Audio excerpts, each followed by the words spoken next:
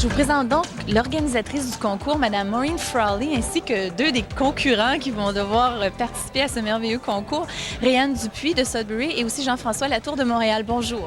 Bonjour. Je vais commencer avec vous, Mme Frawley. En fin de semaine, ce qu'on va vivre, ce sont les finales, la finale donc d'un très, très grand concours qui en est à sa 28e édition. Oui, c'est exactement ça. Nous avons reçu dans un premier temps 192 inscriptions. On a entendu 153 auditions sur cassette qui ont été faites dans toutes les régions du Canada, dans des bureaux de Radio-Canada, c'est-à-dire dans des studios de Radio-Canada et enregistrés par des réalisateurs de Radio-Canada. De ces 153 auditions, on a gardé 10 pianistes et 10 chanteurs.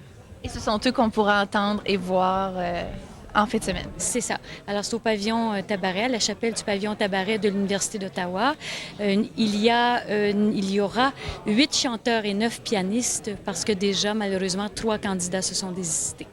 Alors voilà, mais quand même, est-ce qu'on aura droit à un très grand cru cette année, Mme Frawley? Absolument. Absolument. Ce sont tous des pianistes qui ont un très, très haut niveau technique. Ce sont de grands musiciens et ils ont tous une personnalité très différente. Et c'est dans ce sens que j'invite le public à venir rencontrer ces jeunes musiciens qui sont tous très différents les uns des autres et pouvoir apprécier les différences. Et chez les chanteurs, c'est la même chose aussi.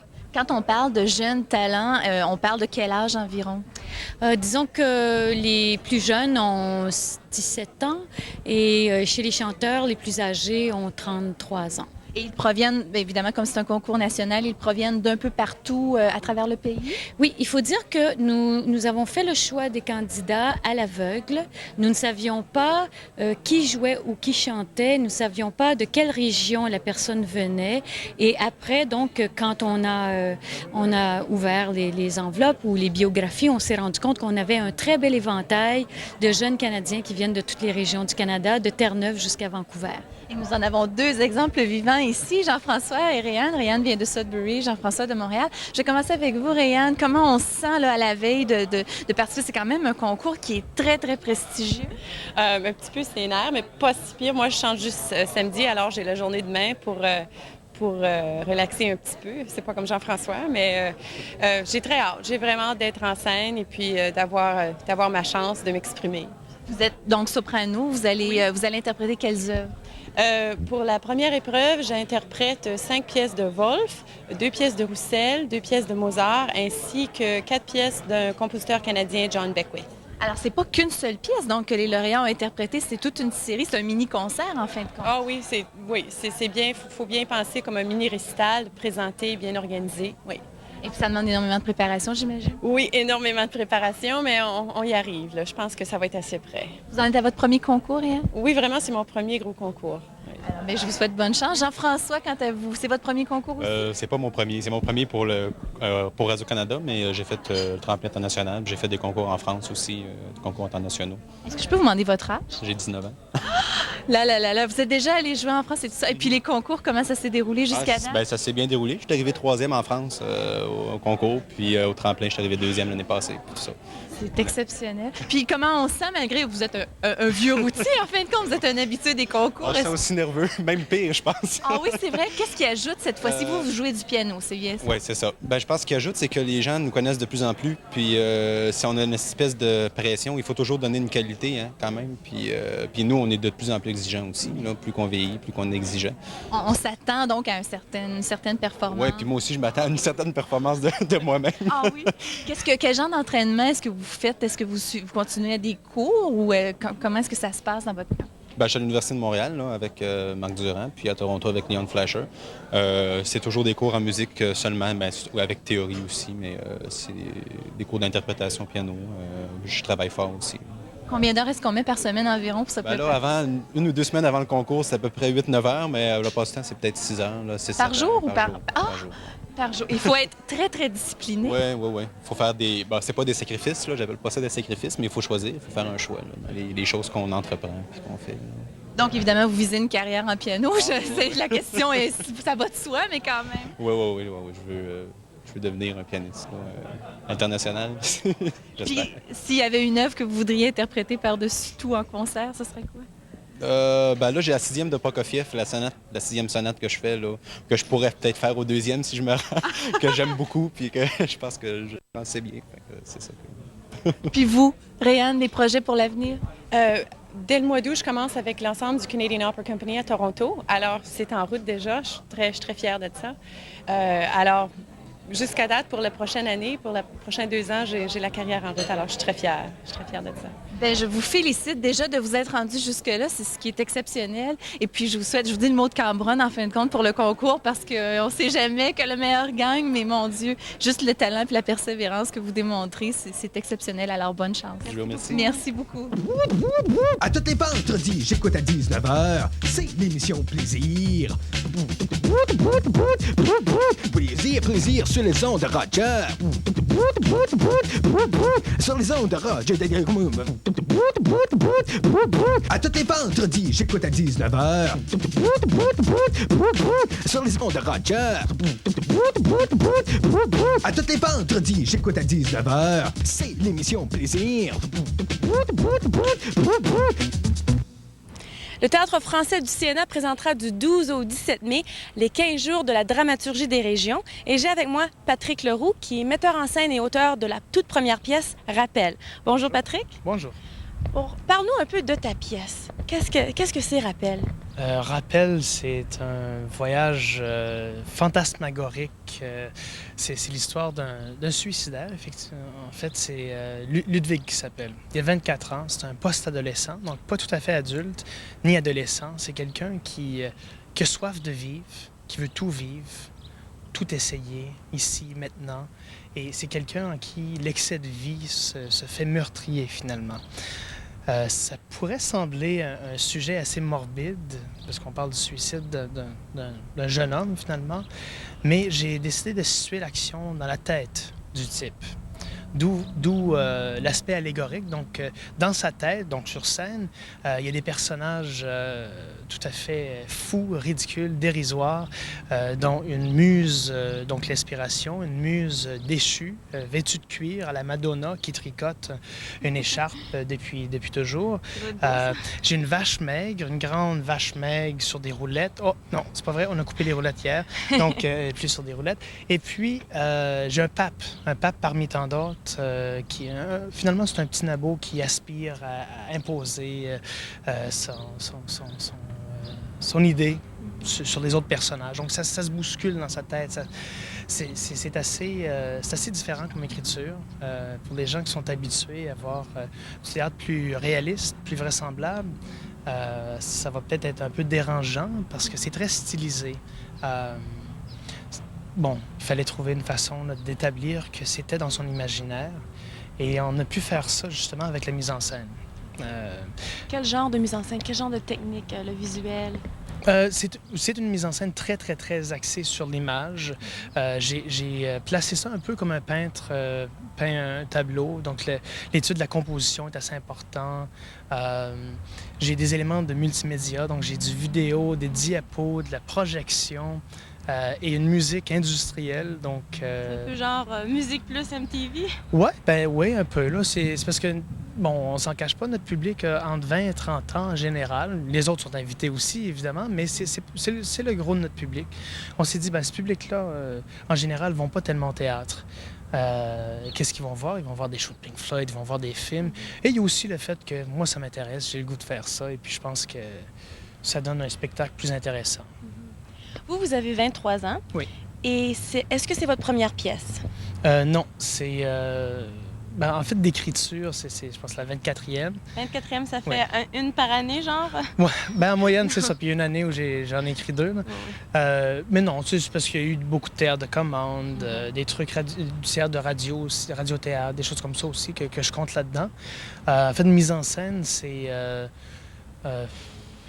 Avec le théâtre de commande, c'est ma 12e, mais en fait, de théâtre de création, je pense que c'est la 4e ou 5e. Donc, ça fait un petit bout de temps que j'en fais, même si je suis jeune. Et puis, ce qui est le fun, c'est... ça se passe... c'est une production du théâtre La Catapulte. la compagnie que je dirige. Donc, je peux me permettre plein de folies sans qu'on me dise non, ça se fait pas. Et j'ai une équipe extraordinaire, une équipe... C'est ça, je voulais vous demander probablement. L'équipe et la troupe de théâtre. La troupe de théâtre, la catapulte, qu'est-ce que ça veut dire, catapulte? Ouais. La catapulte, c'est un engin de guerre. Premièrement, c'est un engin qui sert à propulser des boulets loin, haut et fort. Et je pense que ça sert à la relève, théâtre de la relève, théâtre d'exploration, d'expérimentation. On s'est doté d'une compagnie de théâtre justement pour nous propulser, pour faire ce qu'on veut, bien le faire et faire un coup important. Là. Ouais. Puis les gens dans la troupe, c'est une équipe jeune? Oui, très jeune. Je pense que c'est de 19 à 30 ans, donc c'est une équipe très jeune, mais j'ai des gens qui en font depuis longtemps. Je pense que c'est des passionnés de théâtre. Ils en mangent. C'est des gens qui s'adonnent pas au théâtre, mais qui se donnent au théâtre, et ça va faire toute la différence du monde. Et vous, est-ce que vous en faites du théâtre aussi? Ou est-ce que c'est seulement... c'est assez, là, écrire les pièces, puis la... J'ai joué, j'ai beaucoup joué pendant 2 ans à peu près, puis je me suis tanné, je dis non, là je vais écrire, je vais faire de la mise en scène et je vais produire aussi. Donc c'est ce que je fais essentiellement. Je vais me concentrer davantage à la production et à l'écriture dans les années à venir. Je pense que j'ai trouvé ma niche. C'est ce que j'aime faire, c'est ce que je fais bien, c'est ce que je vais continuer à faire. Puis enfin, comment vous pensez que le public va réagir à la toute première de Rappel? Parce que, comme vous avez dit, c'est très nouveau. J'ai aucune idée. J'espère que les gens vont aimer ça. J'espère que les gens vont être provoqués, bien provoqués. Pas une provocation gratuite, mais j'espère que les gens vont pouvoir s'en parler et se poser des questions à voix haute et s'en parler essentiellement. Parce qu'on ne fait pas du théâtre pour divertir les gens. Nous, en tout cas, on fait du théâtre pour provoquer un débat, une discussion. Et le coût et les dates pour la pièce? Oui, c'est 15 $ et ça se passe le vendredi 12 mai et le samedi 13 mai à 20h au studio du Centre national des arts. On réserve chez Ticketmaster. Alors, je vais peut-être moi aussi aller voir la pièce. Je l'espère. Et merci beaucoup, Patrick Leroux, d'être venu ici. Et bonne chance dans ta toute première. Merci.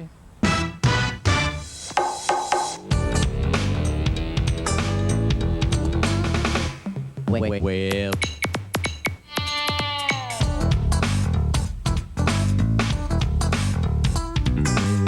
Je vous fais une mise en garde, mesdames et messieurs. Les images qui suivent contiennent une haute teneur en calories. La raison pour laquelle je vous dis ça, c'est qu'il s'agit d'une rencontre avec les meilleurs chefs au Canada qui se préparent à aller aux Olympiades à Berlin. Puis ils m'ont tout livré leurs secrets. Alors, je vous montre ces images-là. Regardez, c'est très appétissant.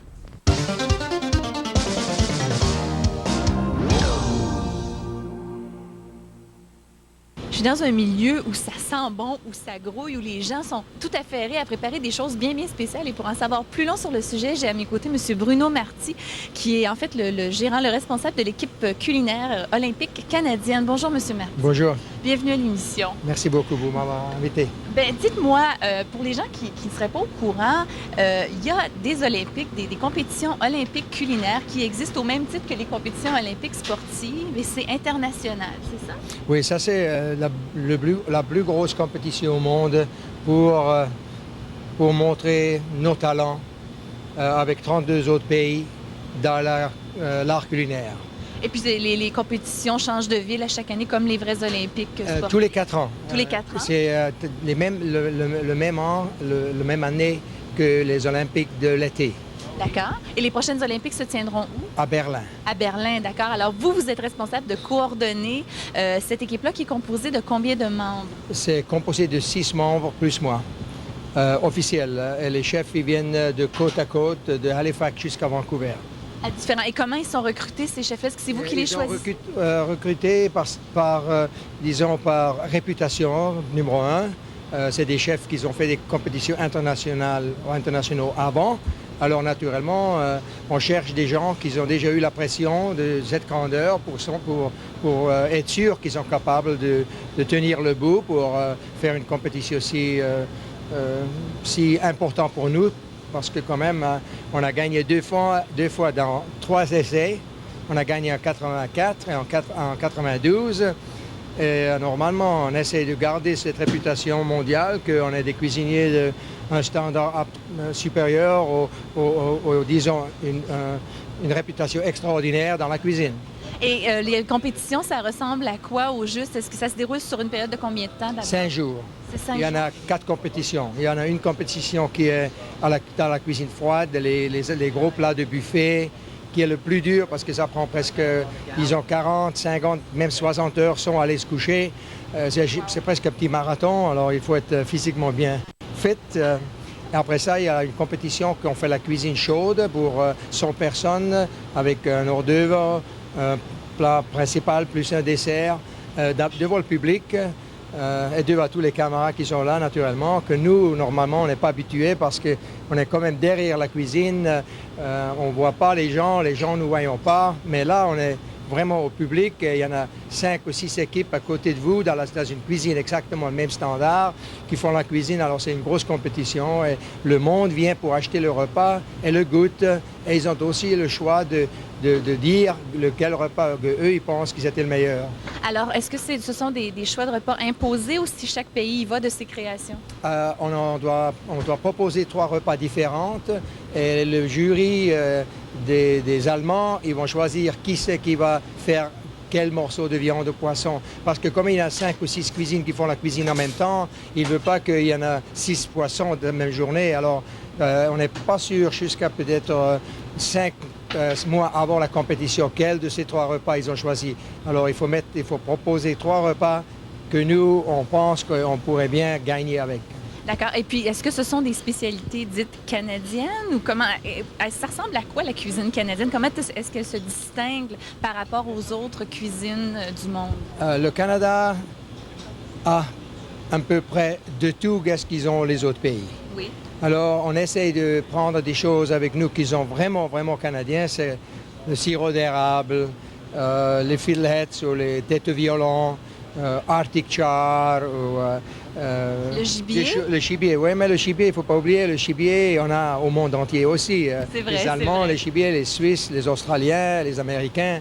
Alors, c'est pas des choses spécialement pour nous, mais on prend ce qu'on peut et on essaie d'user les liqueurs, les vins qui viennent chez nous pour essayer d'être le Canadien le plus qu'on peut. D'accord. Et puis là, ce soir, vous êtes ici à l'Hôtel Westin parce que vous préparez un repas pour une cause bien spéciale, entre autres pour le YMCA. Et puis, vous avez ici un échantillon de ce que vous allez servir ce soir. Qu'est-ce que c'est? Ça va être les canapés qui vont être passés pendant que les gens ils ont un apéritif ce soir. On va le mettre ça sur un plat un peu plus grand que ça. Et c'est juste un petit d'amuse-gueule. Comme ça, c'est par exemple, qu'est-ce que c'est? Ça, c'est le saumon de l'Atlantique qui était mis dans le sel, le Canadian Rye Whisky, du dill pendant 2 jours. Et maintenant, c'est moitié cru. C'est un peu à la japonaise et on mange ça comme ça. Vous parlez mon Ça, langage. c'est le canard. Ça, c'est le canard de Brome.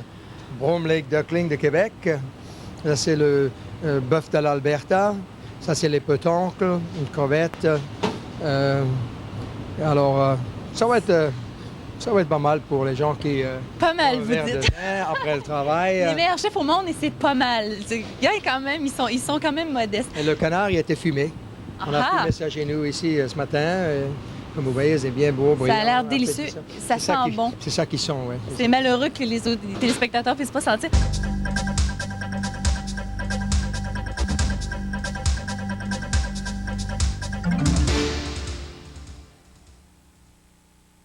Bien sûr, il est important de savoir la raison pour laquelle les chefs, les plus grands chefs au Canada s'activent tant dans la cuisine du Westin. Ici, pour en savoir plus long, j'ai Mme Louise Desroches, qui est directrice des communications au YMCA. Bonjour. Bonjour. Alors, il prépare un repas pour vous ce soir. Oui, c'est pour vraiment faire une levée de fonds pour le département international du YMCA YWCA. Notre objectif ce soir, c'est de faire une levée de fonds au moins de ramasser 35 à 45 000 pour notre département. D'accord. Est-ce que c'est un événement qui revient annuellement? Parce que malheureusement, au moment où ces images vont être diffusées, le souper sera déjà passé. Mais en vue d'une année prochaine, est-ce que c'est un événement qui se répète? C'est la première fois qu'on a la Fédération des chefs qui vont faire de la bonne bouffe pour nous ce soir. Mais on espère de le refaire l'année prochaine, mais c'est la première année cette année.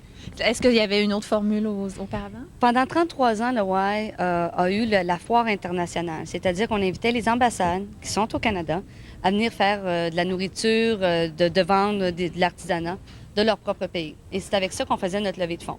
après 33 ans, on a décidé, bon, Rafraîchir la rafraîchir. formule un Alors, peu. on a un souper gastronomique ce soir. Et vous attendez donc un grand nombre de personnes, 300 quelques Aux personnes, alentours de 300 personnes. qui ont déjà réservé. Puis c'est le prix du billet. Le billet est de 125 et puis aussi, vous allez avoir un encan silencieuse et aussi le souper gastronomique. Et puis avec tout ce qu'on a vu et senti dans la cuisine, c'est évidemment à ne pas manquer. Donc si ça se répétait l'année prochaine, on y sera sûrement. Merci, Madame Desroches. Ça fait plaisir. Merci beaucoup. Après la semaine, quand je rentre de travailler, j'ai hâte de plaisir, j'ai hâte de plaisir. Le soir est venu en faisant la vaisselle, j'écoute plaisir, j'écoute plaisir.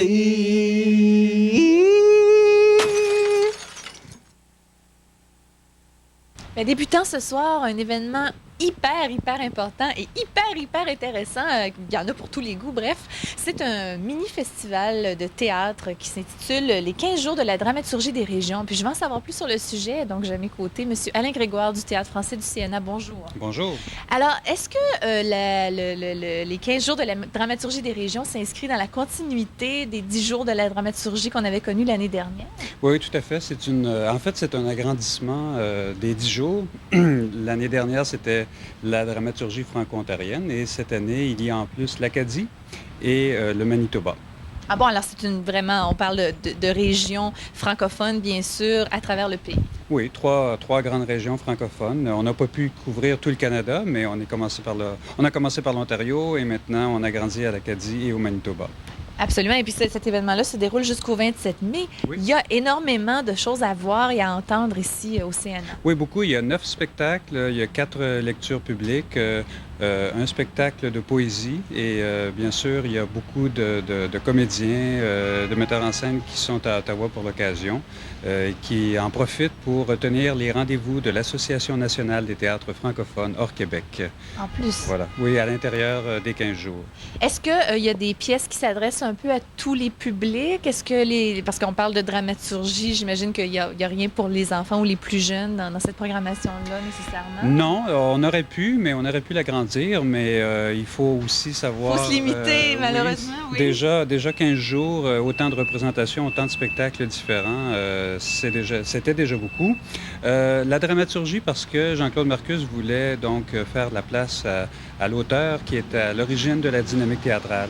Il voulait témoigner aussi de la vitalité du théâtre francophone un peu partout au Canada et rendre public, en fait, témoigner de cette parole qui est tout à fait particulière, qui est enracinée dans chacune de ces régions-là. Donc, pour tous les publics, il n'y a pas de spectacle à proprement parler pour les tout jeunes. Mais il y en a certainement pour tous les goûts, par contre. Il y en a pour tous les goûts, oui. Ça va du rire... on pourrait donner comme exemple Toasté des deux bars. Toasté des deux bars. Toasté des deux bars, tout à fait. Qui vient du Cercle Molière, qui, soit dit en passant, est la plus ancienne compagnie de théâtre au Canada. Ils viennent d'où, ces gens-là? De Saint-Boniface. Oui, alors donc le Cercle Molière, c'est la plus ancienne compagnie, tant anglaise que française du Canada. Donc ça va de ce rire jusqu'à des formes peut-être un peu plus avant-gardistes, comme Rappel, qui commence ce soir. Il y a aussi une pièce d'un lauréat du prix du gouverneur général à 94, Michel Ouellette, qui va commencer après-demain, et qui est le Battleur. C'est par le Théâtre du Nouvel-Ontario de Sudbury. Et qu'est-ce que je pourrais vous dire d'autre de mémoire ainsi? Après ça, je ne pourrais pas vous dire par ordre chronologique. Non, mais ça va. Vous avez un magnifique programme, de toute façon, qu'on peut se procurer au CNA aussi pour plus de détails, mais oui. Je vous interromps, continuez. Oui. Non, il y a aussi 72 miroirs cassés de Vox Théâtre. Il y a, à vrai dire, parce qu'il y a une petite semaine acadienne dans dans ce grand carrefour, si on peut dire, de rencontres. Et on aura l'occasion de voir... À vrai dire, qui est une production du théâtre de l'Escaouette. Et on aura l'occasion également de voir L'Homme Rose, qui est une production du Tréteau. C'est un one-man show. Ah bon? Oui. Comédie un peu, non? Pas nécessairement. C'est des réflexions... Oui, c'est plutôt léger. C'est-à-dire que c'est d'un abord très aisé, mais à un contenu quand même quand même réel. C'est un sujet qui est très à la mode, en tout cas. Oui, oui, tout à fait. Non, mais en fait, la forme est et le contenu est très abordable. Ce n'est pas du tout des grandes réflexions métaphysiques sur la condition masculine, mais c'est au contraire bien intégré dans le vécu d'un personnage très coloré, très attachant.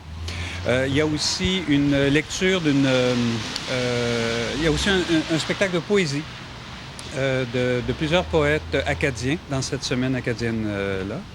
Et, mon Dieu, est-ce que j'en oublie? Permettez-moi de... Ben absolument! Écoutez, regardez. Oui, oui, de vive voix. Oui, bien sûr, j'allais oublier que le Théâtre français produit aussi un des spectacles qui sera présenté durant les 15 jours. Il s'agit de « À la gauche de Dieu » de Robert Marinier et qui est mis en scène par l'auteur. Et donc ça, c'est une grande première parce que le spectacle n'a jamais été produit jusqu'à maintenant. Et c'est un spectacle qui est issu d'un atelier d'auteurs en résidence au Théâtre du Nouvel-Ontario à Sudbury également. Ben écoutez, il y en a vraiment pour tous les goûts. Mon Dieu, M. Grégoire, on a vraiment qu'à booker, vraiment, à se réserver cette 2 semaines, en fin de compte, pour venir apprécier toutes ces belles pièces de théâtre. Est-ce qu'il y a, au niveau du prix des billets, tout ça, est-ce qu'il y a un genre de passeport qui se vend pour pouvoir assister à tout l'événement? On ne peut rien vous cacher. Oui, il y en a un. Il y en a un. Il y a un passeport qui au coût de 10 $ vous permet d'obtenir 50 % de rabais à l'achat de tous les autres billets, en fait, de tous les billets que vous désirez acheter dans le cadre des 15 jours.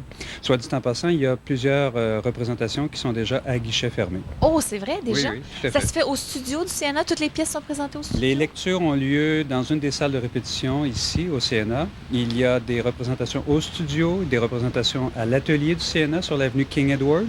Il y a également des représentations qui sont données à la Cour des Arts. Alors, il y en a un peu partout. Il y en a pour tous les goûts, comme on le répète. Et puis, si on veut plus de renseignements, est-ce qu'il y a un numéro qu'on peut composer? Sûrement. Sûrement, et vous devez l'avoir. Et je dois l'avoir ici. Allons-y. C'est le 947-7000, le poste 374. Et puis, c'est le même numéro pour les réservations ou si on peut le faire via Ticketmaster? Bien, par Ticketmaster, sûrement. 755-1111. Oui, voilà. Très bien. Alain Grégoire, je vous remercie pour tous ces détails. Et puis, sûrement qu'on y sera pour toutes ces belles pièces de théâtre, ces belles soirées au théâtre. Merci. Merci beaucoup.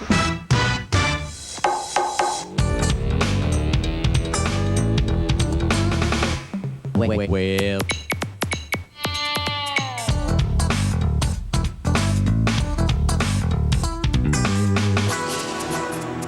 Si vous avez des questions ou des commentaires au sujet de cette émission, veuillez nous laisser votre message en